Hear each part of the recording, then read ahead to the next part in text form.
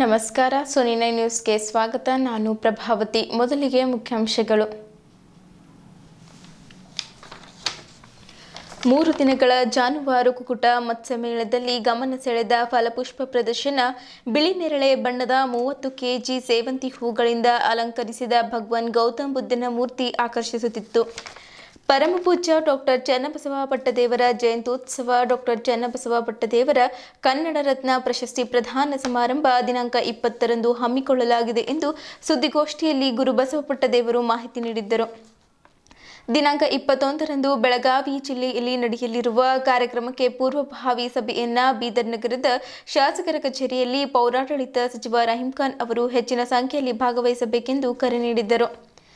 ಕರ್ನಾಟಕ ರಾಜ್ಯ ಆರೋಗ್ಯ ನಿರೀಕ್ಷಣಾಧಿಕಾರಿಗಳ ಸಂಘ ಬೆಂಗಳೂರು ಜಿಲ್ಲಾ ಶಾಖೆ ಬೀದರ್ ವತಿಯಿಂದ 3ನೇ ವಾರ್ಷಿಕೋತ್ಸವ ಸಮಾರಂಭ ಅಂಗವಾಗಿ 2025ನೇ ವರ್ಷದ ದಿನದರ್ಶಿಕೆ ಬಿಡುಗಡೆ ಹಾಗೂ ಪ್ರತಿಭಾ ಪುರಸ್ಕಾರ ಹಾಗೂ ವಿಶೇಷ ಸನ್ಮಾನ ಸಮಾರಂಭ ಕಾರ್ಯಕ್ರಮ ಹಮ್ಮಿಕೊಳ್ಳಲಾಯಿತು. ಭಾರತೀಯ ಸಂಸ್ಕೃತಿ ಉತ್ಸವ 7 ಮತ್ತು ಕೊತ್ತಲ ಸ್ವರ್ಣ ಜಯಂತಿ ಕಾರ್ಯಕ್ರಮ ಪ್ರಚಾರ ವಾಹನಕ್ಕೆ ಬಸವಣ್ಣನವರ ರಥ ಮಾಡಲಾಗಿದೆ. ಗಣೇಶ ಮೈದಾನದಲ್ಲಿ ರಥಕ್ಕೆ ಚಾಲನೆ ನೀಡಲಾಗುತ್ತದೆ. 5 ತಾಲೂಕುಗಳಲ್ಲಿ ಸಂಚರಿಸಲಿದೆ ಎಂದು ಸಂಚಾಲಕರಾದ ರೇಣುಸಿದ್ದಪ್ಪ ಜಲಾದೆ ವಿವರಿಸಿದರು. ರಾಜ್ಯ 5ನೇ ಹಣಕಾಸು ಆಯೋಗದ ಸಭೆಯು ಜಿಲ್ಲಾ ಪಂಚಾಯತ್ ಸಭಾಂಗಣದಲ್ಲಿ ಜರುಗಿತು. ಸುದ್ದಿಯ ವಿವರಗಳು. ತಾಲೂಕಿನ ಕಮಟಾನ್ ಸಮೀಪದ ನಂದಿನಗರದ ಕರ್ನಾಟಕ ಪಶುವೈದ್ಯಕೀಯ ಪಶು ಹಾಗೂ ಮೀನುಗಾರಿಕೆ ವಿಜ್ಞಾನಗಳ ವಿಶ್ವವಿದ್ಯಾಲಯದ 20ನೇ ಸಂಸ್ಥಾಪನಾ ದಿನಾಚರಣೆ ಅಂಗವಾಗಿ ಹಮ್ಮಿಕೊಂಡಿರುವ 3 ದಿನಗಳ ಜಾನುವಾರು ಕುಕ್ಕುಟ ಹಾಗೂ ಮತ್ಸ್ಯಮೇಳವನ್ನು ಹಮ್ಮಿಕೊಳ್ಳಲಾಗಿದೆ. ಮೇಳದ ಅಂಗವಾಗಿ ವಿಶ್ವವಿದ್ಯಾಲಯದ ಆವರಣದಲ್ಲಿ ಆಯೋಜಿಸಿರುವ ಫಲಪುಷ್ಪ ಪ್ರದರ್ಶನ ಎಲ್ಲರ ಗಮನ ಸೆಳೆಯುತ್ತಿದೆ. ಅದರಲ್ಲಿಯೂ 12 ಅಡಿ ಎತ್ತರದ ಹೂಗಳಿಂದ ಅಲಂಕೃತವಾದ ಭಗವಾನ್ ಗೌತಮ ಬುದ್ಧನ ಮೂರ್ತಿ ಎದುರಿಗೆ ಗುಲಾಬಿ ಹೂಗಳಿಂದ ಹೃದಯದ ಆಕಾರದಲ್ಲಿ ನಿಲ್ಲಿಸಿರುವ ಸೆಲ್ಫಿ ಪಾಯಿಂಟ್ ಎದುರು ಛಾಯಾಚಿತ್ರ ತೆಗೆದುಕೊಳ್ಳಲು ಜನ ಮುಗಿಬಿದ್ದರು. ಇನ್ನು ಸಿರಿಧಾನ್ಯಗಳಲ್ಲಿ ಡಾಕ್ಟರ್ ಮರಿಗೌಡ ಅವರ ಛಾಯಾಚಿತ್ರ ತಯಾರಿಸಲಾಗಿದೆ. ಕರ್ನಾಟಕದ ಸಾಂಸ್ಕೃತಿಕ ನಾಯಕ ವಿಶ್ವಗುರು ಬಸವಣ್ಣನವರು ಇತ್ತೀಚೆಗೆ ನಿಧನರಾದ ಮನಮೋಹನ್ ಸಿಂಗ್, ರತನ್ ಟಾಟಾ ಅವರ ಭಾವಚಿತ್ರಗಳು ರಂಗೋಲಿಗಳಲ್ಲಿ ಅರಳಿವೆ. ಇನ್ನು ಕಲ್ಲಂಗಡಿಯಲ್ಲಿ ಬಸವಣ್ಣನವರು, ಸಂಗೊಳ್ಳಿ ರಾಯಣ್ಣ, ಕುವೆಂಪು, ವಿಶ್ವೇಶ್ವರಯ್ಯನವರು ಸೇರಿದಂತೆ ಹಲವು ಭಾವಚಿತ್ರಗಳ ಕಲಾಕೃತಿಗಳು ಮನಸೆಲೆಗೊಳಿಸಿದ್ದವು.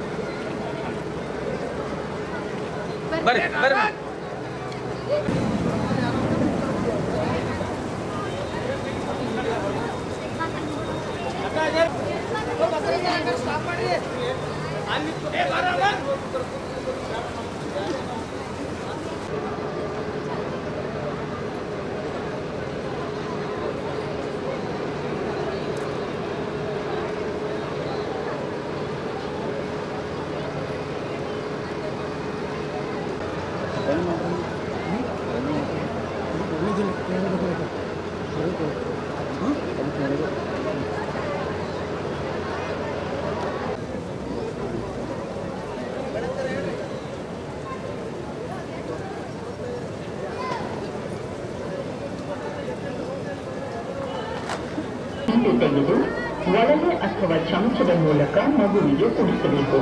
ನಂತರ ಮಗುವು ಬೆಚ್ಚಗಿರಲು ಕಾಲುಚೀಲ ಮತ್ತು ಚಡ್ಡಿಯನ್ನು ಹಾಕಿ ಮಗುವನ್ನು ತಾಯಿಯ ಎದೆಯ ಮಧ್ಯಭಾಗದಲ್ಲಿರಿಸಿ ತಲೆಯನ್ನು ಒಂದು ಕಡೆಗೆ ತಿರುಗಿಸಬೇಕು. ಸ್ವಚ್ಛ ಶಾಲುಗಳನ್ನು ಉಪಯೋಗಿಸಿ ತಾಯಿಯ ದೇಹಕ್ಕೆ ಸರಿಯಾಗಿ ಕಟ್ಟಬೇಕು. ಈ ಸ್ಥಿತಿಯಲ್ಲಿ ಮಗುವನ್ನು ಕನಿಷ್ಠ 1 ರಿಂದ 2 ಆರಾಮ ಕುರ್ಚಿಯನ್ನು ಕುಳಿತುಕೊಳ್ಳಬಹುದು, ನಿಲ್ಲಬಹುದು, ನಡೆದಾಡಬಹುದು ಮತ್ತು ಇತರ ಸಣ್ಣ ಪುಟ್ಟ ಮನೆ ಕೆಲಸಗಳನ್ನು ದಿನಕ್ಕೆ 5-6 ಬಾರಿ ಅಥವಾ ಎಷ್ಟು ಹೆಚ್ಚು ಸಾಧ್ಯವೋ ಅಷ್ಟು ಹೆಚ್ಚು ಮಾಡಿದರೆ ಮಗುವಿಗೆ ಅವಶ್ಯವಿರುವ ಉಷ್ಣತೆ ದೊರಕಿ ಸಹಜ ಬೆಳವಣಿಗೆಗೆ ಸಹಕಾರಿಯಾಗುತ್ತದೆ. ಇದು ಮಗುವಿನ ಉಸಿರನ್ನು ಹೆಚ್ಚಿಸುತ್ತದೆ. ಮಗುವಿನ ಬುದ್ಧಿಶಕ್ತಿಯನ್ನೂ ಸಹ ಚುರುಕುಗೊಳಿಸುತ್ತದೆ. ಮಗುವಿಗೆ ಸುಖ ನಿದ್ದೆ ನೀಡಿ ಸೋಂಕಿನಿಂದ ತಾಯಿಯ ಎದೆ ಹಾಲಿನ ಪ್ರಮಾಣವನ್ನು ಹೆಚ್ಚಿಸುವುದಲ್ಲದೆ ತಾಯಿ ಮಗುವಿನ ನಡುವಿನ ಬಾಂಧವ್ಯವೂ ಗಟ್ಟಿಯಾಗುತ್ತದೆ. ಬೇಗನೆ ಮನೆಗೆ ಹೋಗಬಹುದಾದ್ದರಿಂದ ಕುಟುಂಬಕ್ಕೆ ಇತರೆ ಖರ್ಚಿನ ಹಣದ ಉಳಿತಾಯವೂ ಸಾಧ್ಯವಾಗುತ್ತದೆ. ಕಾಂಗರೂ ಮಾದರಿ ಆರೋಗ್ಯವು ಪ್ರತಿ 2 ಗಂಟೆಗೊಮ್ಮೆ ಮತ್ತು ರಾತ್ರಿಯ ಹೊತ್ತಿನಲ್ಲೂ ಸಹ ಕುಡಿಸಬೇಕು. ಮಗು ಹುಟ್ಟಿ 48 ಗಂಟೆಗಳ ಆದ ನಂತರವೇ ಸ್ನಾನ ಮಾಡಬೇಕು.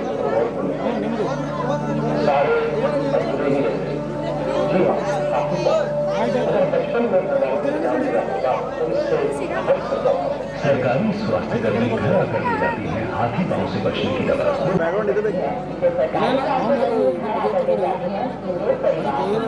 साल की बस एक हाथी पांव को गसा। ಸಂಪೂರ್ಣ ಲಸಿಕೆ ನೀಡುವುದರಿಂದ ಇದು ಅನೇಕ ಮಾನಸಿಕ ಕಾಯಿಲೆಯಿಂದ ಮಗುವನ್ನು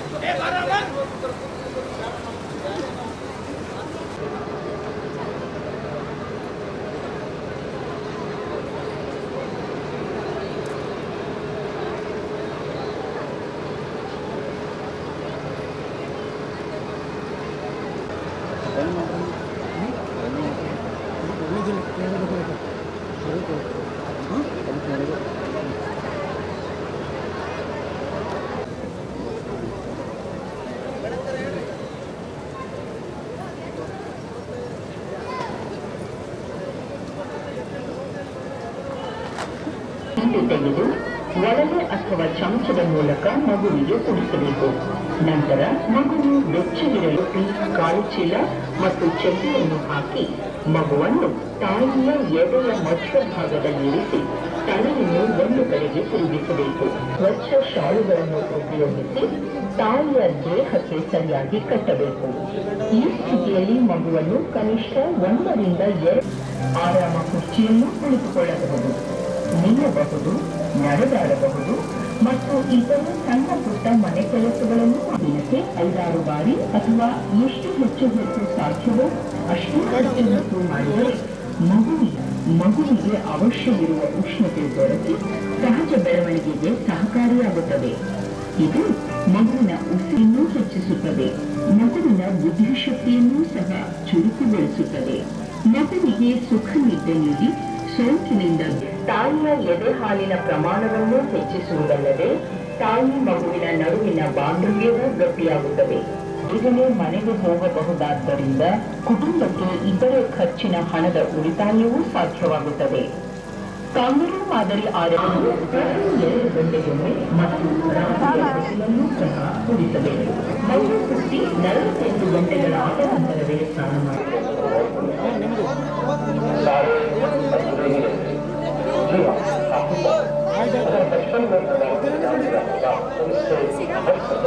सरकारी स्वास्थ्य कर्मी घर आकर दी जाती है हाथी पांव से बचने की दवा।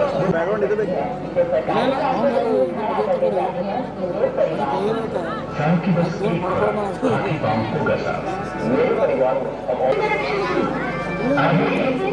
ಸಂಪೂರ್ಣ ಲಸಿಕೆ ನೀಡುವುದರಿಂದ ಇದು ಅನೇಕ ಮಾನಸಿಕ ಕಾಯಿಲೆಯಿಂದ ಮಗುವನ್ನು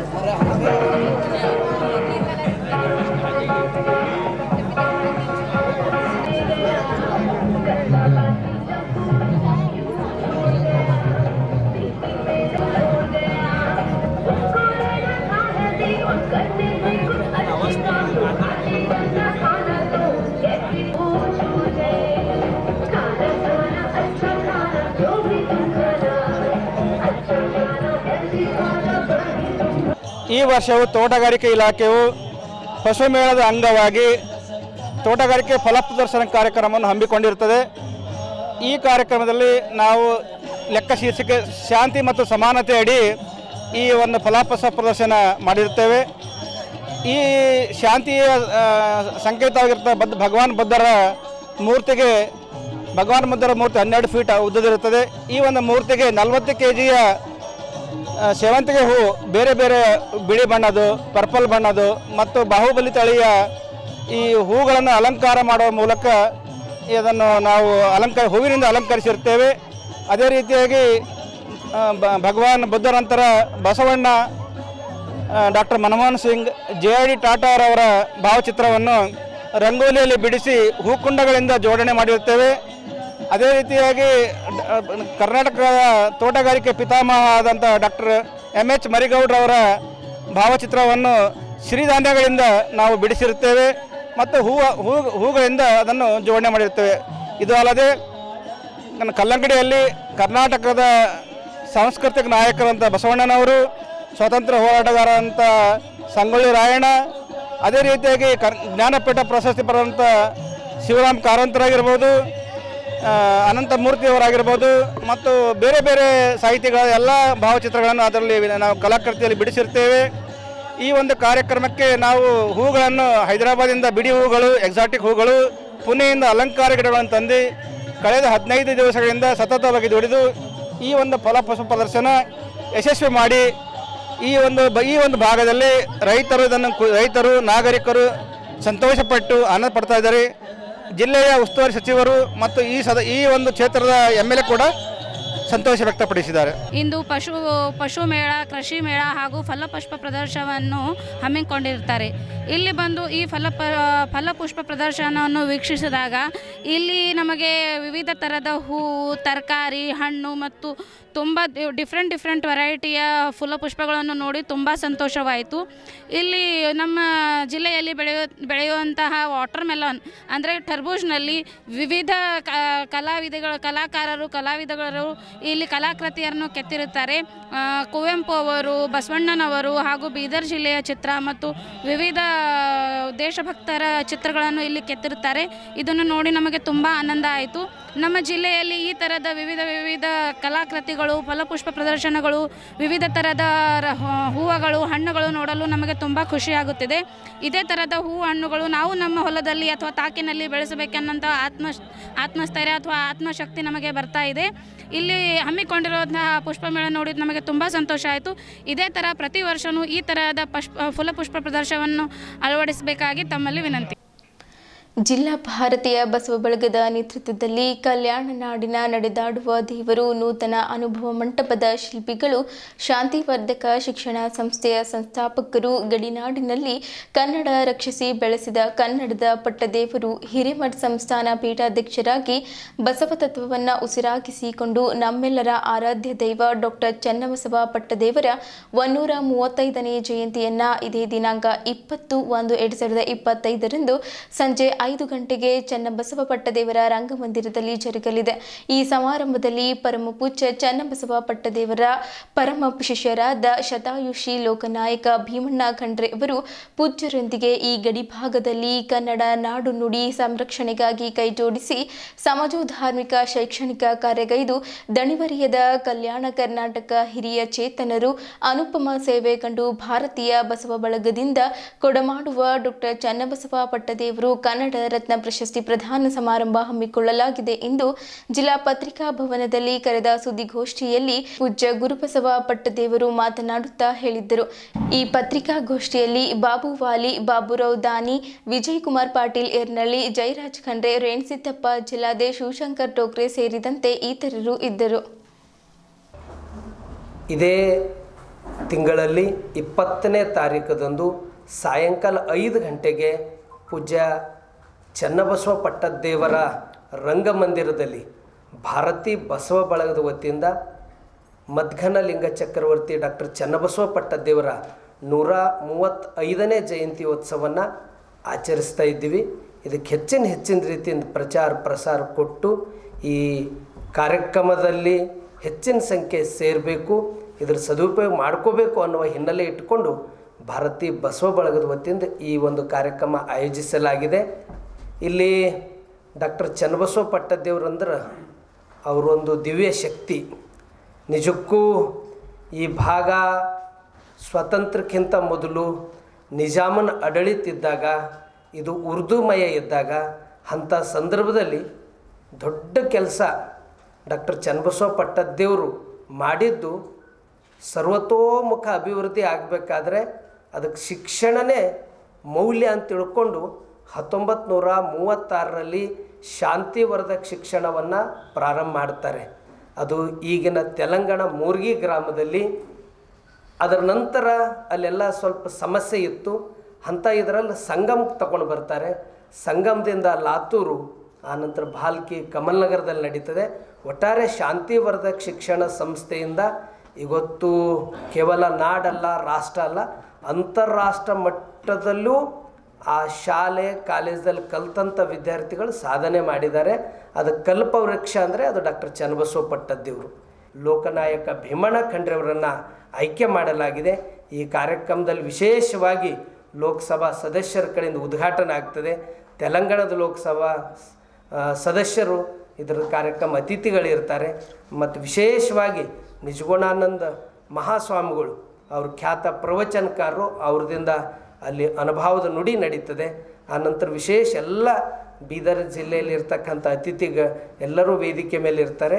ಮೊದಲನೇ ಪ್ರಶಸ್ತಿ ಭೀಮಣ್ಣ ಖಂಡ್ರೆಯವರಿಗೆ ಕೊಡಬೇಕು ಅಂತೇಳಿ ಅಪ್ಪರ ನೇತೃತ್ವದಾಗ ತೀರ್ಮಾನ ಆಯಿತು. ಹಾಗಾಗಿ ಈ ಕಾರ್ಯಕ್ರಮ ಈ ವರ್ಷ ಪ್ರಾರಂಭ. ಇನ್ನೊಂದು ಇದ್ರ ಜೊತೆಯಲ್ಲಿ ಭಾರತೀಯ ಬಸವ ಬಳಗದಿಂದ ನಾವು ಭಾಳಷ್ಟು ಕಡಿಮೆ ಅವಧಿದಾಗ ಒಂದು ಕಾರ್ಯಕ್ರಮ ಲಾಂಚ್ ಮಾಡೋದು. ಸಾಮರಸ್ಯ ಬೆಸೆಯೋ ಕಾರ್ಯಕ್ರಮ ದೊಡ್ಡ ಕಾರ್ಯಕ್ರಮ ಅಲ್ಲ. ಬಸವ ತತ್ವದ ಪ್ರಸಾರ ಮತ್ತು ಮುಂದೆ ಆಗ್ತಕ್ಕಂಥ ಎಲ್ಲ ಕಾರ್ಯಕ್ರಮಗಳಿಗೆ ಇವತ್ತು ಪೂರಕವಾದಂಥ ಒಂದು ಕಾರ್ಯಕ್ರಮ ಏನಾದ ಶರಣಾರ್ಥಿ ಕಾರ್ಯಕ್ರಮವನ್ನು ನಾವು ಪ್ರಾರಂಭ ಮಾಡಬೇಕು ಅಂತೇಳಿ ಈಗಾಗಲೇ ಚರ್ಚೆ ನಡೀತಾ ಇದೆ. ಆ ಶರಣಾರ್ಥಿ ಕಾರ್ಯಕ್ರಮ ಒಬ್ಬೊಬ್ಬರ ಮನೆಯಲ್ಲಿ ಭಾರ ಅಲ್ಲ, ದೊಡ್ಡ ಕಾರ್ಯಕ್ರಮ ಅಲ್ಲ, ಏನೂ ಅಲ್ಲ. ಒಂದು 20, 10, 15 ಮನೆಗಳು ಇರ್ತಕ್ಕಂಥ ಆ ಮನೆಯಲ್ಲೇ ಆ ಕಾರ್ಯಕ್ರಮ ಆಗ್ತದೆ. ಅಲ್ಲೇ ಬಸವ ತತ್ವದ ಚಿಂತನೆ ಆಗ್ತದೆ. ಆ ಕಾರ್ಯಕ್ರಮ ಎಲ್ಲ ದೊಡ್ಡ ಕಾರ್ಯಕ್ರಮಗಳಿಗೆ ಒಂದು ಪೂರಕವಾದಂಥ ವಾತಾವರಣ ನಿರ್ಮಾಣ ಆಗಬೇಕು. ಅಪ್ಪರು ಯಾವತ್ತೂ ಒಂದು ಮಾತು ಹೇಳ್ತಾರೆ ಬಸವಲಿಂಗ ಪಟ್ಟದೇವರು, ದೊಡ್ಡ ಕಾರ್ಯಕ್ರಮ ಮಾಡಿ ಬಂದ್ ಮಾಡಕ್ಕೆ ಬಿಡೋದು, ಸಣ್ಣ ಕಾರ್ಯಕ್ರಮಗಳು ಮಾಡಿಕೊಂಡು ಆ ಕಾರ್ಯಕ್ರಮ ದೊಡ್ಡದು ಮಾಡಬೇಕು ಅನ್ನೋದೊಂದು ಕಲ್ಪನೆ ಅದ.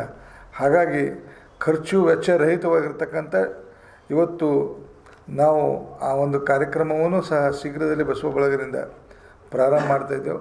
ಇರುವಂಥ ಬಹುಶಃ 12ನೇ ಶತಮಾನದಲ್ಲಿ ನಮ್ಮೊಂದಿಗಿದ್ದು ನಂತರ ಒಂದಿಷ್ಟು ವರ್ಷಗಳ ಕಾಲ ಕಣ್ಮರೆಯಾಗಿ ಮತ್ತೆ 21ನೇ ಶತಮಾನದಲ್ಲಿ ನಾವೆಲ್ಲ ಕಂಡಂಥ ಪೂಜ್ಯ ಡಾಕ್ಟರ್ ಚನ್ನಬಸವ ಪಟ್ಟದೇವರ ಜಯಂತ್ಯೋತ್ಸವ ಕಾರ್ಯಕ್ರಮ ಮತ್ತು ಕನ್ನಡ ರತ್ನ ಪ್ರಶಸ್ತಿ ಪ್ರದಾನ.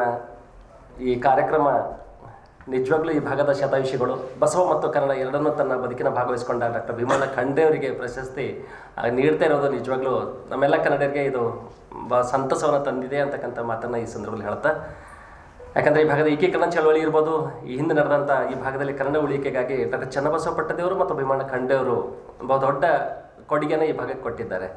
ಹೀಗಾಗಿ ಅಂಥ ಹಿರಿಯರನ್ನ ಆಯ್ಕೆ ಮಾಡಿದ್ದು ಸಂತಸ ಅಂತ ಒಂದು ಸಂದರ್ಭದಲ್ಲಿ ಈ ಸಲ ಹೇಳ್ತಾ, ಮತ್ತು ಕನ್ನಡ ಸಾಹಿತ್ಯ ಪರಿಷತ್ತು ಕೂಡ ಡಾಕ್ಟರ್ ಚನ್ನಬಸವ ಪಟ್ಟದೇವರ ಜಯಂತಿಯನ್ನು, ಯಾಕಂದ್ರೆ ಬರೀ ಜಿಲ್ಲೆಗಷ್ಟೇ ಸೀಮಿತ ಆಗಿರುವಂಥ ಪಟ್ಟದೇವರ ಜಯಂತಿಯನ್ನು ಬಹುದಿನಗಳ ಬೇಡಿಕೆ ಅಂತ ಡಾಕ್ಟರ್ ಮಹೇಶ್ ಜೋಶಿ ಅವರಿಗೆ ನಾವು ಮನವಿಯನ್ನು ಮಾಡಿಕೊಂಡಾಗ ಇಡೀ ರಾಜ್ಯದಂಥ ಅದು ಎಲ್ಲ ತಾಲೂಕುಗಳಲ್ಲಿ ಸಮೇತ ಕನ್ನಡ ಸಾಹಿತ್ಯ ಪರಿಷತ್ತೇ ಸ್ವತಃ ಡಾಕ್ಟರ್ ಚನ್ನಬಸವ ಪಟ್ಟದೇವರ ಜಯಂತಿಯನ್ನು ಆಚರಣೆ ಮಾಡ್ತಾ ಇರೋದು ಸಹ ತಮ್ಮ ಗಮನಕ್ಕೆ ನಾನು ಈ ಸಂದರ್ಭದಲ್ಲಿ ತರ್ತಾ ಇದ್ದೀನಿ. ಒಟ್ಟಾರೆಗೆ ನಾನು ಬೀದರ್ ಜಿಲ್ಲೆಯ ಸಮಸ್ತ ಕನ್ನಡ ಬಾಂಧವರಲ್ಲಿ ಮನವಿಯನ್ನು ಮಾಡ್ಕೊಳ್ತಾ ಇದ್ದೀನಿ. ಯಾಕಂದರೆ ಅದು ಭಾಲ್ಕಿ ಮಠ, ಕನ್ನಡ ಸಾಹಿತ್ಯ ಪರಿಷತ್ತು ಎಲ್ಲ ಸಂಘ ಸಂಸ್ಥೆಗಳಿಗೆ ಮಾತೃ ಸಂಸ್ಥೆ ಆದರೆ ನಮ್ಮ ಭಾಲ್ಕಿ ಮಠ ಹೆಂಗಂದ್ರೆ ನಮ್ಮ ಎಲ್ಲ ನಾಡಿನ ಎಲ್ಲ ಮಠಗಳಿಗೂ ಅದು ಮಾತೃ ಸಂಸ್ಥೆ ಇದ್ದಂಗೆ ಆ ಮಠ. ಆ ಮಠದಿಂದ ಒಂದು ಗೌರವ ಪ್ರಶಸ್ತಿ ಕೊಡ್ತಾರೆ. ಅದಕ್ಕೆ ಬಹುದೊಡ್ಡ ತಂದೆ ಆದಂಥ ಅದಕ್ಕೊಂದು ವ್ಯಕ್ತಿತ್ವ, ಅದಕ್ಕೆ ಘನತೆ ಮತ್ತು ಗೌರವ ಇರುತ್ತೆ. ಹೀಗಾಗಿ ಪ್ರಥಮ ಬಾರಿಗೆ ಕೊಡುವಂಥ ಡಾಕ್ಟರ್ ಚನ್ನಬಸವ ಪಟ್ಟದೇವರ ಪ್ರಶಸ್ತಿಯನ್ನು ಡಾಕ್ಟರ್ ಭೀಮಣ್ಣ ಖಂಡೇರಿ ಕೊಟ್ಟಿದ್ದು ಸ್ತುತ್ಯಾರ ಅಂತ ಈ ಸಂದರ್ಭದಲ್ಲಿ ಹೇಳ್ತಾ ನಾನು ಬೀದರ್ ಜಿಲ್ಲೆಯ ಸಮಸ್ತ ಕನ್ನಡ ಬಾಂಧವರಲ್ಲಿ ಮನವಿಯನ್ನು ಮಾಡ್ಕೊಳ್ತಾ ಇದ್ದೀನಿ, ಕವಿ ಸಾಹಿತಿಗಳಲ್ಲಿ ಮನವಿಯನ್ನು ಮಾಡ್ಕೊಳ್ತಾ ಇದ್ದೀನಿ. ಯಾಕಂದರೆ ಡಾಕ್ಟರ್ ಚನ್ನಬಸವ ಪಟ್ಟದೇವರ ಪ್ರಶಸ್ತಿ ಕೊಡ್ತಾರಂತ ನಮ್ಮೆಲ್ಲ ಸಾಹಿತಿಗಳಿಗೂ ಕಲಾವಿದರಿಗೂ ಜಿಲ್ಲೆ ಎಲ್ಲ ಹಿರಿಯರಿಗೂ ಸಂದ ಗೌರವ ಅಂತಲೇ ಒಂದು ರೀತಿಯಲ್ಲಿ ನಾವು ಗೌರವಿಸಬೇಕಾಗತ್ತೆ. ಹೀಗಾಗಿ ಹೆಚ್ಚಿನ ಸಂಖ್ಯೆಯಲ್ಲಿ ಭಾಗವಹಿಸುವ ಮೂಲಕ ಇಡೀ ಕಾರ್ಯಕ್ರಮ ಯಶಸ್ವಿಗೊಳಿಸಲು ನಾನು ಮನವಿಯನ್ನು ಮಾಡ್ಕೊಳ್ತಾ ಇದ್ದೇನೆ. ಅಣ್ಣ ಬಾಬು ಅಲಿಯವರು ಈ ನೇತೃತ್ವವನ್ನು ವಹಿಸಿಕೊಂಡು ಈ ಕಾರ್ಯಕ್ರಮ ಯಶಸ್ವಿ ಮಾಡ್ತಾರೆ. ಅಣ್ಣ ನಿಮ್ಮೊಂದಿಗೆ ನಾವು ನಿಂತು ಎಲ್ಲ ರೀತಿಯ ಸಹಾಯ ಮತ್ತು ಸಹಕಾರ ಕನ್ನಡ ಸಾಹಿತ್ಯ ಪರಿಷತ್ತು ಮಾಡುತ್ತೆ ಅಂತಕ್ಕಂಥ ಮಾತನಾಡ್ತೀನಿ. ಧನ್ಯವಾದಗಳು.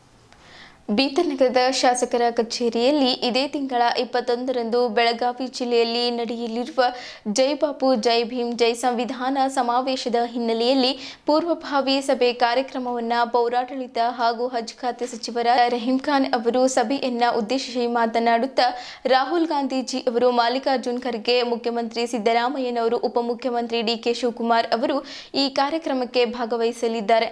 ಮಹಾತ್ಮ ಗಾಂಧೀಜಿಯವರು ಬೆಳಗಾವಿಯಲ್ಲಿ 1 ವಾರ ಕಳೆದಿದ್ದರು. ಅವರ ಈ 1 ವಾರದಲ್ಲಿ ಏನೆಲ್ಲ ಮಾಡಿದ್ದಾರೆ ಎಂಬುದನ್ನು ಜನರಿಗೆ ತಿಳಿಸಲಾಗುವುದು. ಎಲ್ಲ ಜಿಲ್ಲೆಗಳಿಂದ ಜಿಲ್ಲಾ ಪ್ರತಿನಿಧಿಗಳು ಭಾಗವಹಿಸಲಿದ್ದಾರೆ. ಅಲ್ಲದೆ ಕಾಂಗ್ರೆಸ್ ಕಾರ್ಯಕರ್ತರು ಪಾಲ್ಗೊಳ್ಳಲಿದ್ದಾರೆ. ಬೀದರ್ನಿಂದ ಜನವರಿ 20ರಂದು ಬೆಳಗಾವಿಗೆ ತೆರಳುತ್ತಿದ್ದೇವೆ ಎಂದು ಮಾತನಾಡುತ್ತಾ ಹೇಳಿದರು. ಈ ಸಂದರ್ಭದಲ್ಲಿ ಮಾಜಿ ವಿಧಾನ ಪರಿಷತ್ ಸದಸ್ಯರಾದ ಅರವಿಂದ್ ಕುಮಾರ್ ಅರಳಿ, ಇರ್ಷಾದ್ ಪೈಲ್ವಾನ್, ಚಂದ್ರಕಾಂತ್ ಇಪ್ಪಳಗಾವ್ ಸೇರಿದಂತೆ ಹಲವು ಗಣ್ಯರು, ಮುಖಂಡರು, ಕಾಂಗ್ರೆಸ್ ಕಾರ್ಯಕರ್ತರು ಭಾಗವಹಿಸಿದ್ದರು.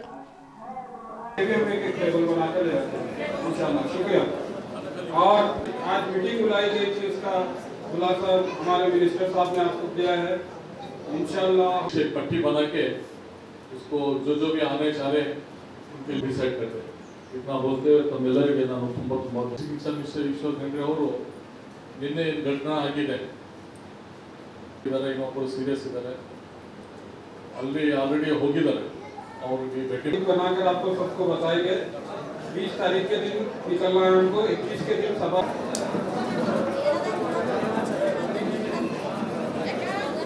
ಹೋಗ್ಬೇಕಂತ ಎಲ್ಲರೂ ತಿಳಿಸ್ತಾರೆ ಅಂತ ಹೇಳಿ ಧನ್ಯವಾದ ಹೇಳ್ತೇನೆ. ಜೈ ಹಿಂದ್, ನಮಸ್ಕಾರ.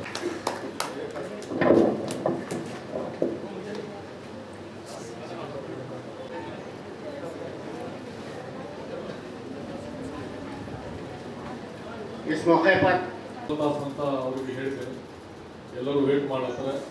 ಅದು ಸಲಹೆ ಬರ್ಬೇಕಂದ್ರು ಇದ್ರ ಬಗ್ಗೆ ಸುಮಾರು ರಾಹುಲ್ ಗಾಂಧಿ ಅವರು, ಖರ್ಗೆಜಿ ಅವರು, ಮತ್ತೆ ನಮ್ಮ ಚೀಫ್ ಮಿನಿಸ್ಟರ್ ಸಿದ್ದರಾಮಯ್ಯ ಅವರು, ಡಿ ಕೆ ಶಿವಕುಮಾರ್ ಅವರು, ಎಲ್ಲರೂ ಮಿನಿಸ್ಟರ್ಸ್ ಅವರು ಬಂದು ನಮ್ಮ ದೇಶದ ಇತಿಹಾಸ, हमारे भारत देश का इतिहास क्या है, महात्मा गांधी जी जब हमारे कर्नाटक में बेलगाम में जब आए थे, वहां रुके थे, वो 1 हफ्ता 1 वीक ಅವರು ಅಲ್ಲಿ ಇತ್ತು. ಏನೇನು ಮಾಡಿದ್ರು ಅದ್ರ ಬಗ್ಗೆ डिटेल से वो लोग बताएंगे. तो उसमें कम से कम हर एमएलए कॉन्स्टिट्यूंसी से दूर रहने की वजह से हम लोगों को शॉर्ट में मेन इलेक्टेड मेंबर है, सीनियर लीडर्स है, वो लोगों को आने के लिए बोले. बेलगाम डिवीजन, हुगली, धारवाड़, वहाँ के लोग ज़्यादा से ज़्यादा कोई 1500, 2000, 10,000 ऐसा लोग उस कार्यक्रम में जमा हो. तो ये कार्यक्रम बहुत ही इम्पोर्टेंट है. कम से कम हमारे मेन रिस्पॉन्सिबल जिम्मेदार जो कांग्रेस पार्टी को चाहने वाले, जो हर बार सुख दुख में साथ है, वो लोग वहाँ पे आना जरूरी है. तो उसके लिए यहाँ से 20 तारीख को निकलना पड़ता है. पूरा टाइम टेबल बैठ के बना के पूरा सिस्टम से हमारे डीसीसी के सेक्रेटरी पूरा बना के आपको बताएंगे. तो इसके लिए से एक छोटी सी सभा आप लोगों को बुलाएं. हर बार जब भी बुलाते हैं आप आए हैं, तो मैं आप सभी लोगों का बहुत बहुत धन्यवाद बोलता हूँ.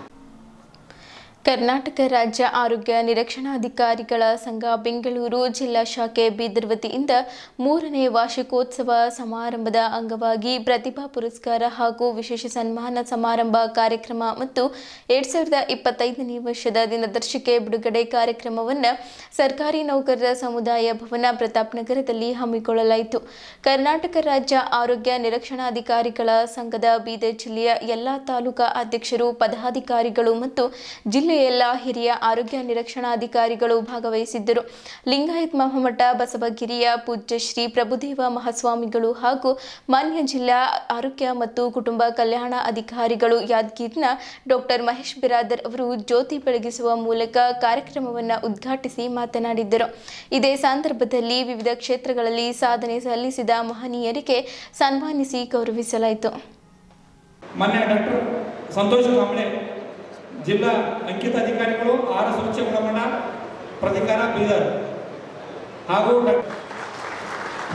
ಅದೇ ಮಾನ್ಯ ಡಾಕ್ಟರ್ ಗಾಯತ್ರಿ ದೇವಿ ವಿಜಯಕುಮಾರ್ ಮಾನ್ಯ ತಾಲೂಕಾ ಅಧಿಕಾರಿಗಳು ಅವರ ಸಿದ್ದೇಶ್ವರ್, ಮಾನ್ಯ ತಾಲೂಕಾ ಆರೋಗ್ಯ ಅಧಿಕಾರಿಗಳು ಹುಮ್ನಾಬಾದ್, ಮಾನ್ಯ ಡಾಕ್ಟರ್ ಅಶೋಕ್ ಬೇಲಾರೆ ಮಾನ್ಯ ತಾಲೂಕಾ ಆರೋಗ್ಯ ಅಧಿಕಾರಿಗಳು ಭಾಗಿ ಇವರು ಮುಖ್ಯ ಸ್ಥಾನವನ್ನು ಕೇಳಿಕೊಳ್ಳುತ್ತೇನೆ. ಅದೇ ರೀತಿಯಾಗಿ ಈ ಸಂಪೂರ್ಣ ಕಾರ್ಯಕ್ರಮದ ಕೇಂದ್ರವು ಈ ಕಾರ್ಯಕ್ರಮದ ಘನಾಧ್ಯಕ್ಷ ಸ್ಥಾನವನ್ನು ಕೇಳಿಕೊಳ್ಳುತ್ತೇನೆ.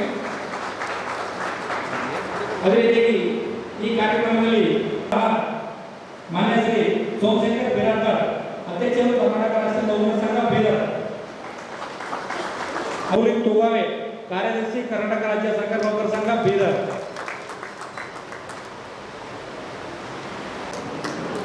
ಅದೇ ರೀತಿಯಾಗಿ ಮಾನ್ಯ ಶ್ರೀ ಬಸವಪ್ಪ ರಾಜ್ಯಾಧ್ಯಕ್ಷರು, ಕರ್ನಾಟಕ ರಾಜ್ಯ ನೌಕರರ ನಿರೀಕ್ಷಣಾ ಸಂಘ ಬೆಂಗಳೂರು ಶಾಖೆ. ಅದೇ ರೀತಿ ಮಾನ್ಯ ಶ್ರೀ ಬಸವರಾಜ್ ಎಸ್.ಎಂ. ರಾಜ್ಯ ಪ್ರಧಾನ ಕಾರ್ಯದರ್ಶಿ, ಕರ್ನಾಟಕ ರಾಜ್ಯ ಆರೋಗ್ಯ ನಿರೀಕ್ಷಣಾ ಸಂಘ ಬೆಂಗಳೂರು. ಮಾನ್ಯ ಶ್ರೀ ಬಸವರಾಜ್ ಚಿಕ್ ಆಮಂತ್ರಿತರಾಗಿ ಆಗಮಿಸುವಂತ ಡಾಕ್ಟರ್ ಶರಣಪ್ಪ ಉಡುಪಿ ಅಧ್ಯಕ್ಷರು, ಕರ್ನಾಟಕ ಸರ್ಕಾರ ವೈದ್ಯಾಧಿಕಾರಿಗಳ ಸಂಘ ಬೀದರ್. ಶ್ರೀಮತಿ ಶಕುಂತಲಾ ದಂಡೆ ಅಧ್ಯಕ್ಷರು, ಕರ್ನಾಟಕ ರಾಜ್ಯ ಪ್ರಾಥಮಿಕ ಆರೋಗ್ಯ ಯೋಜನೆ ಕಾರ್ಯಕ್ರಮ ಡಾಕ್ಟರ್ ಕಿರಣ್ ಪಾಟೀಲ್ ಸರ್ ಅವರ ಹಾಗೂ ಎಲ್ಲ ಗಣ್ಯ ವ್ಯಕ್ತಿಗಳಿಂದ ಚಪ್ಪಾಳೆ ಮೂಲಕ ಎಲ್ಲರೂ ಈ ಸಭೆಗೆ ಸ್ವಾಗತ ಕೋರುವುದು ನಮ್ಮ ನೆರವೇರಿಸಿ.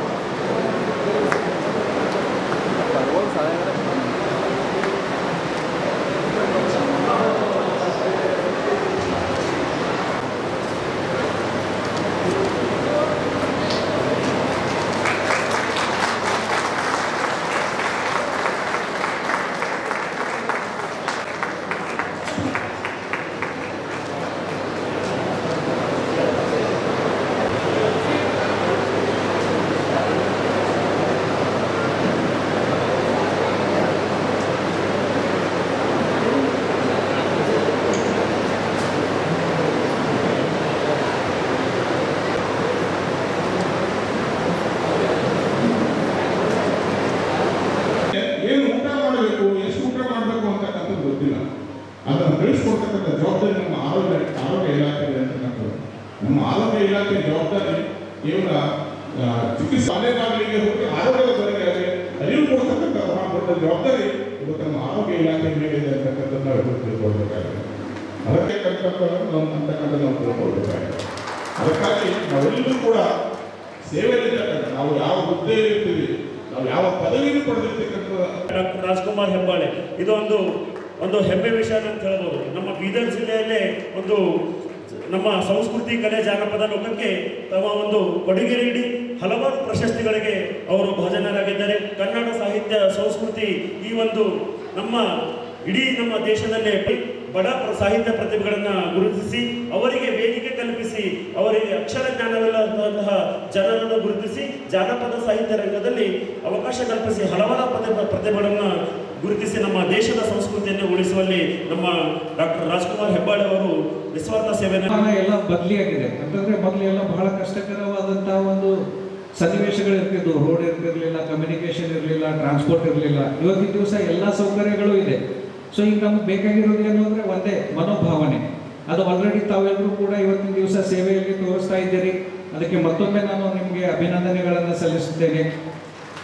ತಾವೆಲ್ಲರೂ ಕೂಡ ಆರೋಗ್ಯ ನಿರೀಕ್ಷಣಾಧಿಕಾರಿಗಳಾಗಿರ್ಬೋದು, ಪ್ರಾಥಮಿಕ ಆರೋಗ್ಯ ನಿರೀಕ್ಷಣಾಧಿಕಾರಿಗಳಾಗಿರ್ಬೋದು, ಎಲ್ಲ ವೃಂದದವರು ಇವತ್ತಿನ ದಿವಸ ನಮ್ಮ ಒಂದು ಆರೋಗ್ಯ ಇಲಾಖೆ ಅಂದರೆ ಒಂದು ಪರಿವಾರ ಇದ್ದ ಹಾಗೆ.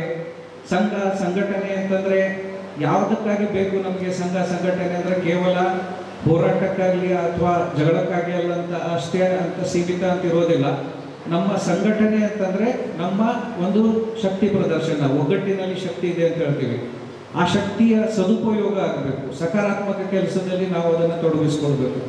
ಬರ್ತಕ್ಕಂಥ ಶಕ್ತಿ ವ್ಯಯವಾಗಬಾರ್ದು. ಅದರಿಂದ ಸಮಾಜಕ್ಕೆ ಒಳ್ಳೆಯದಾಗಬೇಕು, ನಮಗೂ ಕೂಡ ಒಳ್ಳೆಯದಾಗಬೇಕು. ಆ ನಿಟ್ಟಿನಲ್ಲಿ ಆ ರೀತಿಯಲ್ಲಿ ನಾವು ಕೆಲಸ ಮಾಡಿ ಸಮಾಜಕ್ಕೆ ಒಂದು ಮಾದರಿಯಾಗಿ ನಾವು ತೋರಿಸಬೇಕು. ಇವತ್ತಿನ ದಿವಸ ಆರೋಗ್ಯ ನಿರೀಕ್ಷಣಾಧಿಕಾರಿಗಳು ಸೇವೆ ಸಲ್ಲಿಸಲಿಕ್ಕಿದ್ದು ಒಂದು ಉದಾಹರಣೆ ಅಂತಂದರೆ ಪ್ರತಿಯೊಬ್ಬರ ಮನೆಯಲ್ಲಿ ಮನೆ ಮಾತಾಗಿ ಉಳಿದಿರ್ತಾರೆ. ನಮ್ಮ ಒಂದು ಇಲಾಖೆಯಲ್ಲಿ ಸಾಕಷ್ಟು ಹೆಚ್ಚು ಪ್ರಚಲಿತವಾಗಿ ಎಲ್ಲ ಊರಿನಲ್ಲಿ ಅವರಿಗೆ ಒಂದು ರಿಕಗ್ನಿಷನ್ ಇರುತ್ತೆ. ಯಾಕೆಂದರೆ ಅವರು ಬಹಳ ಸಮಾಜಕ್ಕೆ ಹತ್ತಿರವಾಗಿರ್ತಾರೆ ಮತ್ತು ಎಲ್ಲ ನಮ್ಮ ಸಾಂಕ್ರಾಮಿಕ ಅಸಾಂಕ್ರಾಮಿಕ ರೋಗಗಳು ಬರದೇ ಇರುವ ಹಾಗೆ ತಡೆಗಟ್ಟಬೇಕು. ನಮ್ಮ ಮುಖ್ಯವಾದ ಧ್ಯೇಯ ವಾಕ್ಯ ನಾವೇನು ಹೇಳ್ತೀವಿ, ಎಲ್ಲರಿಗೂ ಆರೋಗ್ಯ, ಎಲ್ಲೆಡೆಯೂ ಆರೋಗ್ಯ ಅಂತೇಳಿ ಇವತ್ತಿನ ದಿವಸ ನಮ್ಮ ರಾಷ್ಟ್ರೀಯ ಆರೋಗ್ಯ ಮಿಷನ್ನಲ್ಲಿ ನಾವೇನೋ ಒಂದು ಸಂಕಲ್ಪವನ್ನು ಹೊತ್ತು ನಾವು ಬಂದಿದ್ದೇವೆ. ಅದು ನಾವು ಸಕಾರಾತ್ಮಕವಾಗಿ ಅದು ಆಗಬೇಕು, ನನಸಾಗಬೇಕು ಅಂದರೆ ಅದರಲ್ಲಿ ತಮ್ಮ ಎಲ್ಲರ ಪಾತ್ರ ಬಹಳ ಮುಖ್ಯವಾಗಿರ್ತದೆ. ಅದಕ್ಕೋಸ್ಕರ ತಮ್ಮೆಲ್ಲರಿಗೂ ಕೂಡ ಒಂದು ಒಳ್ಳೆಯ ಆರೋಗ್ಯ ಭಗವಂತ ದಯಪಾಲಿಸಲಿ ಮತ್ತು ತಾವೆಲ್ಲರೂ ಕೂಡ ನಿಷ್ಠೆಯಿಂದ ಪ್ರಾಮಾಣಿಕತೆಯಿಂದ ಇದೇ ರೀತಿಯಾಗಿ ನಿಮ್ಮ ಸೇವೆಯನ್ನು ಮುಂದುವರಿಸುತ್ತಾ ನಮ್ಮ ಬೀದರ್ ಜಿಲ್ಲೆ ಆಗಲಿ, ನಮ್ಮ ಕರ್ನಾಟಕ ರಾಜ್ಯ ಆಗಲಿ, ಎಲ್ಲ ಕಡೆಯೂ ಕೂಡ ನಮ್ಮ ಒಂದು ಆರೋಗ್ಯ ಇಲಾಖೆ ಒಂದು ಮಾದರಿಯಾಗಿ ನಾವು ಸೇವೆ ಸಲ್ಲಿಸಿ ಸಮಾಜದಲ್ಲಿ ಒಂದು ನಮ್ಮದೇ ಆದ ಒಂದು ಛಾಪು ಮೂಡಿಸೋಣ ಅಂತ ಹಾರೈಸುತ್ತಾ ನಮ್ಮ ಸೈನಿಕರು ದೇಶದ ಗಡಿ ಭಾಗದಲ್ಲಿ ನಿಂತು ಯಾವ ರೀತಿ ನಮ್ಮ ಒಂದು ದೇಶವನ್ನು ರಕ್ಷಣೆ ಮಾಡ್ತಾರೆ, ಅದೇ ರೀತಿ ದೇಶದ ಒಳಗಡೆ ಉಳಿದು ದೇಶದ ಜನರ ಒಂದು ಆರೋಗ್ಯ ರಕ್ಷಣೆ ಮಾಡ್ತಕ್ಕಂಥವ್ರು ಯಾರಾದರೂ ಇದ್ರೆ ಅವರು ಆರೋಗ್ಯ ಇಲಾಖೆಯವರು ಅಂತ ನಾವು ಹೇಳಬೇಕಾಗ್ತದೆ. ಅಂತ ಒಂದು ಬಹುದೊಡ್ಡ ಜವಾಬ್ದಾರಿ ಇವತ್ತು ನಮ್ಮ ಆರೋಗ್ಯ ಇಲಾಖೆಯ ಮೇಲೆ ಇದೆ ಅಂದರೆ ತಪ್ಪಾಗೋದಿಲ್ಲ. ಇವತ್ತಿನ ದಿವಸ ಎಲ್ಲ ವೃತ್ತಿಗಳಲ್ಲಿ ಅತಿ ಮುಖ್ಯವಾದಂಥ ವೃತ್ತಿ ಯಾವುದಾದ್ರೂ ಇದ್ರೆ ಅದು ಆರೋಗ್ಯ ಕ್ಷೇತ್ರ, ಆರೋಗ್ಯ ವೃತ್ತಿ ಅಂತ ನಾವು ಹೇಳಬೇಕಾಗ್ತದೆ. ಯಾಕಂತ ಕೇಳಿದ್ರೆ ಮನುಷ್ಯರ ಕೊನೆಯ ಉಸಿರು ಇರುವವರೆಗೆ ಒಂದು ಸೇವೆಯನ್ನು ಮಾಡ್ತಕ್ಕಂಥ, ಜನರ ಒಂದು ಕೊನೆಯ ಉಸಿರಿರುವವರೆಗೆ ಸೇವೆಯನ್ನು ಮಾಡ್ತಕ್ಕಂಥ ವೃತ್ತಿ ಯಾವುದಾದ್ರೆ ಅದು ಆರೋಗ್ಯ ವೃತ್ತಿ ಅಂತ ನಾವು ಹೇಳಬೇಕಾಗ್ತದೆ. ಅಂತ ಒಂದು ದೊಡ್ಡ ವೃತ್ತಿ ನಮ್ಮ ಆರೋಗ್ಯ ಇಲಾಖೆ. ಈ ಆರೋಗ್ಯ ಇಲಾಖೆ ಇರೋದರಿಂದಲೇ ಇವತ್ತು ನಮ್ಮ ಸಮಾಜದಲ್ಲಿ ಇರ್ತಕ್ಕಂಥ ಅನೇಕ ರೋಗಗಳು, ಪೋಲಿಯೋ ಇರ್ಬೋದು, ಸ್ಮಾಲ್ ಪಾಕ್ಸ್ ಇರ್ಬೋದು, ಇಂಥ ಅನೇಕ ರೋಗಗಳು ಹಿಂದೆ ಒಂದು ಕಾಲ ಇತ್ತು. ಆ ಊರಲ್ಲಿ ಕಾಲಗಳಾದರೆ ಎಷ್ಟೋ ಜನ ನಾವು ಪ್ರಾಣ ಬಿಟ್ಟು ಕೊಡ್ತಾ ಇದ್ದಾರೆ. ಆದರೆ ಅಂಥವೆಲ್ಲ ನಿಯಂತ್ರಣ ಮಾಡಿರ್ತಕ್ಕಂಥವ್ರು ಯಾರಾದರೂ ಇದ್ರೆ ನಮ್ಮ ಆರೋಗ್ಯ ನಿರೀಕ್ಷಣಾಧಿಕಾರಿಗಳು ಅಂತ ನಾವು ಹೇಳಬೇಕಾಗ್ತದೆ, ಎದೆ ತಟ್ಟಿ ಹೇಳಬೇಕಾಗ್ತದೆ. ಅಷ್ಟೇ ಅಲ್ಲ, ಇವತ್ತು ಸಮಾಜದ ಪಿಡುಗುಗಳಾಗಿರ್ತಕ್ಕಂಥ ಕ್ಷಯ ರೋಗ ಇರ್ಬೋದು, ಕುಷ್ಠರೋಗ ಇರ್ಬೋದು, ಮಲೇರಿಯಾ ಇರ್ಬೋದು, ಡೆಂಗು ಇರ್ಬೋದು, ಇವೆಲ್ಲ ರೋಗಗಳನ್ನು ನಿಯಂತ್ರಣದಲ್ಲಿ ಇಟ್ಟಿರ್ತಕ್ಕಂಥವ್ರು ಯಾರಾದರೂ ಇದ್ರೆ ಅವರು ನಮ್ಮ ಆರೋಗ್ಯ ನಿರೀಕ್ಷಣಾಧಿಕಾರಿಗಳು ಅಂತ ಹೇಳಬೇಕಾಗ್ತದೆ. ಅಂತ ಒಂದು ಬಹುದೊಡ್ಡ ಜವಾಬ್ದಾರಿ ಇವತ್ತು ನಮ್ಮ ಆರೋಗ್ಯ ಇಲಾಖೆ ನಿಭಾಯಿಸ್ತಾ ಇದೆ. ಸರ್ಕಾರ ಇವತ್ತು 10 ಹಲವಾರು ಸುಮಾರು 48 ರಾಷ್ಟ್ರೀಯ ಕಾರ್ಯಕ್ರಮಗಳಿದ್ದಾವೆ. ಸುಮಾರು 48 ರಾಷ್ಟ್ರೀಯ ಕಾರ್ಯಕ್ರಮಗಳನ್ನ ಮನೆ ಮನೆಗೆ ಮುಟ್ಟಿಸ್ತಕ್ಕಂಥವ್ರು ಯಾರಾದ್ರೆ ಆರೋಗ್ಯ ಇಲಾಖೆ ಅಧಿಕಾರಿಗಳು ಮತ್ತು ಸಿಬ್ಬಂದಿಗಳಂತ ನಾವು ಹೇಳಬೇಕಾಗ್ತದೆ. ಬರೀ ರಾಷ್ಟ್ರೀಯ ಆರೋಗ್ಯ ಕಾರ್ಯಕ್ರಮಗಳು ಪ್ರಾರಂಭ ಮಾಡಿದ್ರೆ ಸಾಕಾಗೋದಿಲ್ಲ, ಆದರೆ ಅವು ಜನರ ಮನೆ ಬಾಗಿಲಿಗೆ ಮುಟ್ಟಿಸ್ತಕ್ಕಂಥದ್ದು ಬಹಳ ಬಹಳ ಅವಶ್ಯಕತೆ ಇದೆ. ಮುಂದಿನ ದಿನಮಾನಗಳಲ್ಲಿ ನಮ್ಮ ಆರೋಗ್ಯ ನಿರೀಕ್ಷಣಾಧಿಕಾರಿಗಳ ಮನವಿಯನ್ನು ಮಾಡ್ತೇನೆ, ಇದೇ ರೀತಿ ಒಳ್ಳೆ ಥರ ನಾವು ಕೆಲಸವನ್ನು ಮಾಡಿ ನಮ್ಮ ಗ್ರಾಮೀಣ ಭಾಗದ ಜನರಿಗೆ, ನಮ್ಮ ಸಮುದಾಯದ ಜನರಿಗೆ ಸರ್ಕಾರಿ ಮೆಡಿಕಲ್ ಕಾಲೇಜ್ ಜೊತೆಗೆ ಆರೋಗ್ಯ ಮತ್ತು ಕುಟುಂಬ ಕಲ್ಯಾಣದ ಮೂಲಕ ನಾವು ಒಳ್ಳೆ ರೀತಿಯಿಂದ ಕೆಲಸವನ್ನು ಮಾಡಿ ನಮ್ಮ ಗಡಿ ಬೀದರ ಜಿಲ್ಲೆಯ ಕೀರ್ತಿಯನ್ನು ರಾಜ್ಯ ಹಾಗೂ ರಾಷ್ಟ್ರ ಮಟ್ಟಕ್ಕೆ ಕೊಂಡೊಯ್ಯೋಣ ಅನ್ನುವ ಮಾತುಗಳನ್ನು ಹೇಳ್ತಾ ಈ ವೇದಿಕೆ ಮೇಲೆ ನನಗೆ ಮಾತಾಡೋಕ್ಕೆ ಅವಕಾಶ ಮಾಡಿಕೊಟ್ಟಂಥ ಈ ಒಂದು ಕರ್ನಾಟಕ ರಾಜ್ಯ ಆರೋಗ್ಯ ನಿರೀಕ್ಷಣಾಧಿಕಾರಿಗಳ ಸಂಘದ ಅಧ್ಯಕ್ಷರಿಗೆ, ಎಲ್ಲ ಪದಾಧಿಕಾರಿಗಳಿಗೆ, ಜೊತೆಗೆ ವೇದಿಕೆ ಮೇಲೆ ಆಸನರಿರುವಂಥ ಎಲ್ಲ ಗಣ್ಯಮಾನ್ಯರಿಗೆ ಪರಮ ಪೂಜ್ಯರಿಗೆ ಅನಂತ ಧನ್ಯವಾದಗಳನ್ನು ಹೇಳುತ್ತಾ ನನ್ನ ಮಾತುಗಳನ್ನು ಮುಚ್ಚುತ್ತೇನೆ. ಶ್ರೀ ಕೊತ್ತಲ ಬಸವೇಶ್ವರ ಭಾರತೀಯ ಶಿಕ್ಷಣ ಸಮಿತಿ, ಸೇಡಂ ಭಾರತ ವಿಕಾಸ ಸಂಗಮ್ ಮತ್ತು ವಿಕಾಸ್ ಅಕಾಡೆಮಿ ಕಲಬುರಗಿ ಭಾರತೀಯ ಸಂಸ್ಕೃತಿ ಉತ್ಸವ 7 ಮತ್ತು ಕೊತ್ತಲ ಸ್ವರ್ಣ ಜಯಂತಿ ಪ್ರಕೃತಿಯಿಂದ ಸಂಸ್ಕೃತಿಯೆಡೆಗೆ ಕಾರ್ಯಕ್ರಮವನ್ನು ಜನವರಿ 28ರಿಂದ ಫೆಬ್ರವರಿ 6ರವರೆಗೆ ನಡೆಯಲಿರುವ ಕಾರ್ಯಕ್ರಮಕ್ಕೆ ಪ್ರಚಾರ ನಿಮಿತ್ತವಾಗಿ 7 ಜಿಲ್ಲೆಯಲ್ಲಿ 7 ರಥಗಳನ್ನು ಆಯೋಜಿಸಿದ್ದೇವೆ. ನಾಳೆ 21ನೇ ತಾರೀಕು ಇಡೀ 7 ಜಿಲ್ಲೆಗಳಲ್ಲಿ ವಿಜಯನಗರದಲ್ಲಿ ವಿಜಯ ರಥ, ಬಳ್ಳಾರಿಯಲ್ಲಿ ಹಂಪಿ ರಥ, ಕೊಪ್ಪಳದಲ್ಲಿ ಗವಿಶ್ರೀ ರಥ, ರಾಯಚೂರಿನಲ್ಲಿ ಕಲ್ಯಾಣ ರಥ, ಕಲಬುರಗಿಯಲ್ಲಿ ಶರಣಬಸವೇಶ್ವರ ರಥ, ಯಾದಗಿರಿಯಲ್ಲಿ ವಿಕಾಸ ರಥ, ಸೇಡಂನಲ್ಲಿ ಕೊತ್ತಲ ರಥ, ಬೀದರ್ನಲ್ಲಿ ಬಸವಣ್ಣನವರ ರಥ ಆಯೋಜಿಸಲಾಗಿದೆ. ನಗರದ ಗಣೇಶ್ ಮೈದಾನದಿಂದ ಬೆಳಗ್ಗೆ 10 ಗಂಟೆಗೆ ರಥಕ್ಕೆ ಚಾಲನೆ ನೀಡಲಾಗುವುದು. ದಿನಾಂಕ 21ರಿಂದ 27ರವರೆಗೆ ಬೀದರ್ನ ಎಲ್ಲ ತಾಲೂಕುಗಳಿಗೆ ಸಂಚರಿಸಲಿದೆ ಎಂದು ಶ್ರೀ ಕೊತ್ತಲ ಬಸವೇಶ್ವರ ಭಾರತೀಯ ಶಿಕ್ಷಣ ಸಂಚಾಲಿತ ವಿಕಾಸ್ ಅಕಾಡೆಮಿ ಹಾಗೂ ಭಾರತ ವಿಕಾಸ್ ಸಂಗಮ್ ಸಂಚಾಲಕರಾದ ರೇಣುಸಿದ್ದಪ್ಪ ಜಲಾದೆ ಅವರು ಮಾತನಾಡುತ್ತಾ ಹೇಳಿದ್ದರು. ಈ ಪತ್ರಿಕಾಗೋಷ್ಠಿಯಲ್ಲಿ ಸಾವಯವ ಕೃಷಿ ಪ್ರಮುಖರಾದ ಮಹದೇವ್ ನಾಗೂರೆ, ಪತಂಜಲಿ ಯೋಗ ಸಮಿತಿಯ ಪ್ರಮುಖರಾದ ಯೋಗೇಂದ್ರ ದ್ಲಾಪೂರೆ, ಶಾರೀರಿಕ ಶಿಕ್ಷಕರಾದ ಮಹಾದೇವ್ ಸ್ವಾಮಿ, ನಗರ ಸಂಚಾಲಕರಾದ ಸಂತೋಷ್, ಕೋರ್ಡಿನೇಟರ್ ಗಣೇಶ್ ಹಡ್ಪತ್ ಸೇರಿದಂತೆ ಇತರರು ಇದ್ದರು. ಪ್ರಚಾರ ನಿಮಿತ್ತವಾಗಿ ನಾವು 7 ಜಿಲ್ಲೆಯಲ್ಲಿ 7 ರಥಗಳನ್ನು ನಾವು ಓಡಿಸ್ತಾ ಇದ್ದೀವಿ. ನಾಳೆ 21ನೇ ತಾರೀಕು ಇಡೀ 7 ಜಿಲ್ಲೆಗಳಲ್ಲಿ ವಿಜಯನಗರದಲ್ಲಿ ವಿಜಯ ರಥ ಪ್ರಾರಂಭ ಆಗುತ್ತೆ, ಬಳ್ಳಾರಿಯಲ್ಲಿ ಹಂಪಿ ರಥ ಹೊರಡುತ್ತೆ, ಕೊಪ್ಪಳದಲ್ಲಿ ಗವಿಶ್ರೀ ರಥ ಹೊರಡುತ್ತೆ, ರಾಯಚೂರದಲ್ಲಿ ಕಲ್ಯಾಣ ರಥ ಹೊರಡುತ್ತೆ, ಕಲಬುರಗಿಯಲ್ಲಿ ಶರಣಬಸವೇಶ್ವರ ರಥ ಹೊರಡುತ್ತೆ, ಹಾಗೆ ಯಾದಗಿರಿಯಲ್ಲಿ ವಿಕಾಸ ರಥ ಅಂತಕ್ಕಂಥ ಹೆಸರು ಮೇಲೆ ಹೋಗುತ್ತೆ. ಸೇಡಂದಲ್ಲಿ ಕೊತ್ತಲ ಸ್ವರ್ಣ ಅಂತಕ್ಕಂಥ ರಥ ಪ್ರಚಾರಕ್ಕಾಗಿ ನಾಳೆ 20 ತಾರೀಕಿಗೆ ಅವರು ಹೊರಡ್ತಾ ಇದ್ದಾರೆ. ಬೀದರ್ದಲ್ಲಿ ಈ ಕಲ್ಯಾಣ ನಾಡು ಬಸವಣ್ಣವರ ಕ್ರಾಂತಿ ಭೂಮಿ ಆಗಿದ್ದರಿಂದ ಬಸವರಥ ಅಂತಕ್ಕಂಥ ಒಂದು ವಿಶೇಷವಾದ ರಥ ನಾಳೆ 21ಕ್ಕೆ ನಾವು ಬೀದರ್ದಲ್ಲಿ ಚಾಲನೆ ಕೊಡ್ತಾ ಇದ್ದೇವೆ.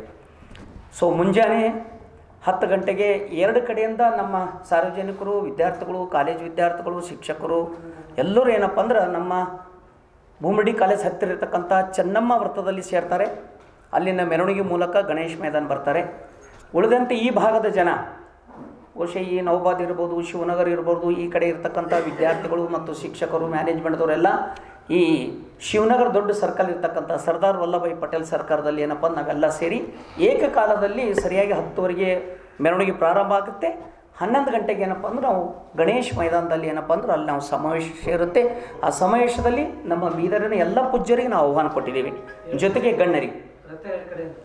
ಅಲ್ಲಿ ರಥ ಗಣೇಶ್ ಮೈದಾನದಲ್ಲಿ ನಿಂತು ಹೊರಡುತ್ತೆ, ಅಲ್ಲೇ ಚಾಲೆಂಜ್ ಸಿಗುತ್ತೆ. 2 ಕಡೆ ಇಲ್ಲ, ಮೊದಲು ಮೆರವಣಿಗೆ ಮೂಲಕ ನಾವೆಲ್ಲ ಸೇರ್ತೀವಿ ಅಲ್ಲಿ ಬಂದು. ಏಕಕಾಲದಲ್ಲಿ 2 ಕಡೆ ಮೆರವಣಿಗೆ ಶುರು ಆಗುತ್ತೆ. ಒಂದು ಶಿವನಗರದ ದೊಡ್ಡ ಸರ್ಕಲ್ ಸರ್ದಾರ್ ವಲ್ಲಭಾಯಿ ಪಟೇಲಿನ ಜಯಂತಿ ಮಾಡ್ತೀವಿ, ಸರ್ದಾರ್ ಪಟೇಲ್ ಚೌಕ್ ಅಂತೀವಿ. ಅಲ್ಲಿ ಸುಮಾರು ಒಂದು 2-3 ಸಾವಿರ ಜನ ವಿದ್ಯಾರ್ಥಿಗಳು ಮತ್ತೆಲ್ಲ ಶಿಕ್ಷಕರು ಸೇರ್ತಾರೆ.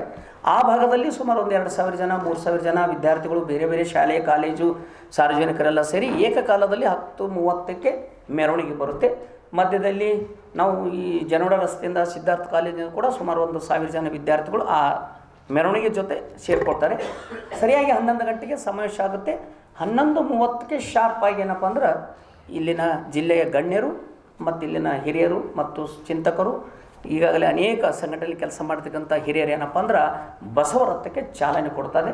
ಈ ಬಸವರಥ 21ನೇ ತಾರೀಕು ಬೀದರ್ ತಾಲೂಕು ಬೀದರ್ ನಗರದಲ್ಲಿ ಸುತ್ತಾಡಿ 22ಕ್ಕೆ ಕಮಲ್ ನಗರ ಹೋಗುತ್ತೆ. ಕಮಲ್ ನಗರದ ಎಲ್ಲ ಕೆಲವೊಂದು ಪ್ರಮುಖ ಗ್ರಾಮಗಳು ಮತ್ತು ಕಮಲ್ ನಗರದಲ್ಲಿ ಆ ರಥವನ್ನು ಓಡಿಸಿ 23ಕ್ಕೆ ಔರಾದ್ ಬರುತ್ತೆ, 24ಕ್ಕೆ ಭಾಲ್ಕಿ ಇರುತ್ತೆ, 25ಕ್ಕೆ ಬಸವ ಕಲ್ಯಾಣ್, 26ಕ್ಕೆ ಹುಮನಾಬಾದ್. ಸೊ 27ಕ್ಕೆ ಚಿಡುಗುಪ್ಪ ಮೂಲಕ ಏನಪ್ಪ ಅಂದ್ರೆ ಸೇಡಂ ತಲುಪುತ್ತೆ.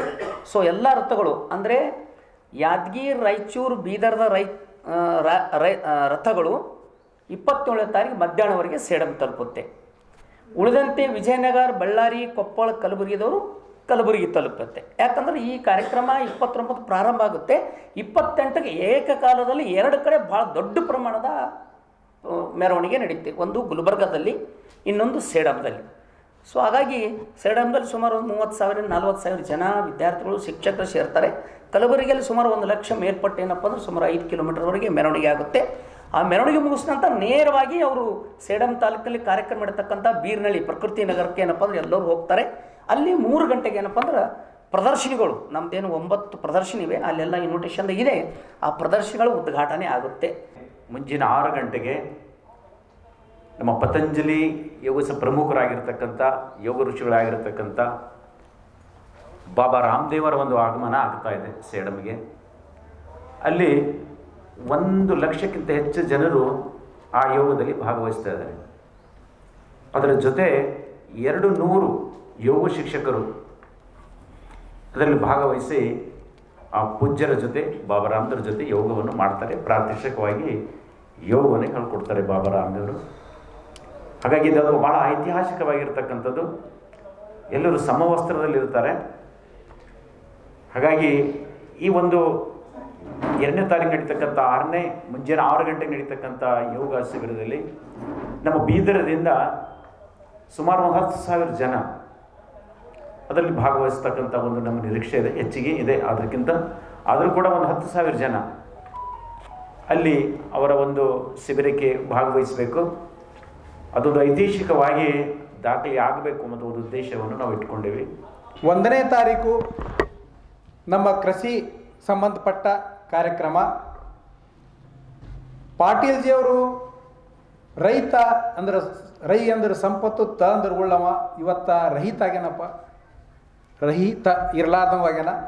ರಹಿತ ಅನ್ನೋ ಪದಕ್ಕೆ ಅರ್ಥ ಹುಟ್ಟಬೇಕಾದ್ರೆ ಆ ಒಂದು ಕಾರ್ಯಕ್ರಮ ನಡಿಬೇಕು. ನಿರಂತರವಾಗಿ ಅದ್ರ ಬಗ್ಗೆ ಸಂಶೋಧನೆ ಆಗಬೇಕು. ರೈತರಿಗೆ ನಮಗೆ ಒಂದು ಅನುಕೂಲ ಆಗೋಂಥ ಒಂದು ಮಾಡೆಲ್ ರೆಡಿ ಮಾಡಬೇಕಂತ ಪಾಟೀಲ್ಜಿಯವರು ಹೇಳಿದಾಗ ನಾನು 1 ಎಕರೆಯಲ್ಲಿ 76 ಬೆಳೆಗಳ ಸಾವಯವ ಕೃಷಿ ಒಂದು ಮಾಡೆಲ್ ರೆಡಿ ಮಾಡಿದ್ದೆ. ಅದನ್ನೇ ಇವಾಗ ಕಣೇರಿ ಮಠ ಶ್ರೀಗಳು 110 ಬೆಳೆಗಳ ಒಂದು ಪ್ರಾತ್ಯಕ್ಷಿತೆಯನ್ನು ಮಾಡಿದ್ದಾರೆ. ಇವತ್ತ ಮಾನ್ಯ ಭಾರತ ವಿಕಾಸ ಸಂಗಮದ ರಾಷ್ಟ್ರಾಧ್ಯಕ್ಷರಾದಂಥ KN ಗೋವಿಂದಾಚಾರ್ಯಜಿಯವರ ಒಂದು ಮಾರ್ಗದರ್ಶನದಂತೆ, ಅವರ ಒಂದು ಆಶೆಯಂತೆ ಮೇರಾ ಗಾಂವ್ ಮೇರಾ ಜಿಲ್ಲಾ ಮೇರಾ ದೇಶ್, ಆ ಒಂದು ಆಧಾರದ ಮೇಲೆ ಅಲ್ಲಿ ಇವಾಗ ಸೇಡಂದಲ್ಲಿ ಒಂದು ಮಾದರಿಯ ಕೃಷಿ ರೈತ 12 ಎಕರೆಯಲ್ಲಿ ಯಾವ ರೀತಿ ಸ್ವಾವಲಂಬಿ ಕೃಷಿ ಮಾಡಬೇಕು. ಇವತ್ತು ತೋಟಗಾರಿಕೆ ಇರ್ಬೋದು, ಪುಷ್ಪ ಬೇಸಾಯ ಇರ್ಬೋದು, ಆಮೇಲೆ ಎಲ್ಲ ಥರದ ಬೆಳೆಗಳದಿರ್ಬೋದು, ಕೋಳಿ ಸಾಕಾಣಿಕೆ ಇರ್ಬೋದು, ಕುರಿ ಸಾಕಾಣಿಕೆ ಇರ್ಬೋದು, ವರ್ಮಿ ಕಾಂಪೋಸ್ಟ್ ಮಾಡೋದಿರ್ಬೋದು, ಎತ್ತು ಆಕಳು, ಈ ಥರದ್ದು ಒಂದು ಸ್ವಾವಲಂಬಿಯಾಗಿ ಸಾವಯವಾಗಿ ಯಾವ ರೀತಿ ಒಂದು ರೈತ ಕೃಷಿ ಮಾಡಲಿಕ್ಕೆ ಸಾಧ್ಯ ಅನ್ನೋದೊಂದು ಪ್ರಾತ್ಯಕ್ಷಿತೆ ಅಲ್ಲಿ ಮಾಡ್ತಾ ಇದ್ದೀವಿ. ರಾಜ್ಯ 5ನೇ ಹಣಕಾಸು ಆಯೋಗದ ಸಭೆಯು ಜಿಲ್ಲಾ ಪಂಚಾಯತ್ ಸಭಾಂಗಣದಲ್ಲಿ ಜರುಗಿಸಲಾಯಿತು. ಸಭೆಗೆ ಆಗಮಿಸಿದ ರಾಜ್ಯ 5ನೇ ಹಣಕಾಸು ಆಯೋಗದ ಅಧ್ಯಕ್ಷರು ಡಾಕ್ಟರ್ ಸಿ ನಾರಾಯಣಸ್ವಾಮಿ ಅವರು ಮಾತನಾಡಿ 5ನೇ ಹಣಕಾಸು ಆಯೋಗದ ಸ್ಥಿತಿಗತಿಯ ಬಗ್ಗೆ ವಿವರಿಸಿದರು. ತದನಂತರ ಗ್ರಾಮೀಣ ಅಭಿವೃದ್ಧಿ ಮತ್ತು ಪಂಚಾಯತ್ ರಾಜ್ ಇಲಾಖೆಗೆ ಸಂಬಂಧಿಸಿದಂತೆ 15ನೇ ಹಣಕಾಸು ಲಿಂಕ್ ಡಾಕ್ಯುಮೆಂಟ್ ರಾಜ್ಯ ಹಣಕಾಸು ಆಯೋಗದ ಪ್ರಗತಿ ಪರಿಶೀಲಿಸಿದ್ದರು. ಅಲ್ಲದೆ ಸದರಿಯವರು ಬೀದರ್ ಜಿಲ್ಲೆಯಲ್ಲಿ ಗ್ರಾಮ ಪಂಚಾಯಿತಿಗಳ ಕರ ವಸೂಲಿಯು ಗಣನೀಯವಾಗಿ ಪ್ರಗತಿ ಸಾಧಿಸಿದೆ ಎಂದು ಸಭೆಯ ಗಮನಕ್ಕೆ ತಂದರು. ಅದಲ್ಲದೆ ಗ್ರಾಮ ಪಂಚಾಯಿತಿಯ ಕರ ವಸೂಲಾತಿಯಲ್ಲಿ ಮುಖ್ಯ ಕಾರ್ಯನಿರ್ವಾಹಕ ಅಧಿಕಾರಿಗಳು ವೈಯಕ್ತಿಕ ಗಮನ ಹರಿಸಿ ಅಭಿಯಾನ ಜರುಗಿಸುವುದನ್ನು ಅಧ್ಯಕ್ಷರು ಶ್ಲಾಘಿಸಿದ್ದರು. ಆಯೋಗವು ನಗರದ ಸ್ಥಳೀಯ ಸಂಸ್ಥೆಗಳ ಆರ್ಥಿಕ ಸ್ಥಿತಿಗತಿ ಬಗ್ಗೆ ಚರ್ಚಿಸಿದ್ದರು. ಯೋಜನಾ ನಿರ್ದೇಶಕರಾದ ಮೋತಿಲಾಲ್ ಅವರು ನಗರದ ಸ್ಥಳೀಯ ಸಂಸ್ಥೆಗಳ ಆರ್ಥಿಕ ಸ್ಥಿತಿ ಹಾಗೂ ಯೋಜನೆ ಪ್ರಗತಿಯ ಬಗ್ಗೆ ಸಭೆಗೆ ಮಾಹಿತಿ ನೀಡಿದರು.